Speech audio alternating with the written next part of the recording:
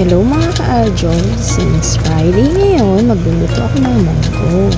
So ngayon, magigisa na tayo ng baboy, sibuyas, bawang at kamatis. So inuna ko ng pakuluan ng munggo para isasalin ko na lang siya after ko mag-isa. So diyan, tinimplahan ko lang yan ng konting asin para magkaroon siya ng lasa. Tapos naglagay rin ako ng paminta kasi mahilig sa paminta yung asawa. So yan, tapos naglagay ako ng konting ginisa mix. So halo lang ng halo.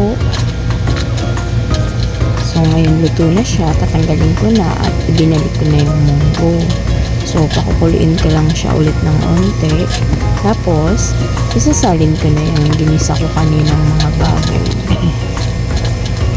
Yan, salin na natin yan. So after nyan, after natin salin, haluin nyo lang. Then timplahan nyo na siya. So ang ginamit kong pampalat dyan ay patis. At yung naglagay ako ng isang pork cubes. So yan, magdagdag na lang kayo kung depende sa panlasa nyo, kung naalata na ba kayo or hindi pa. So after nyan, hintay ko lang siya kumulo, tapos nilagay ko yung natira kong ginisa mix.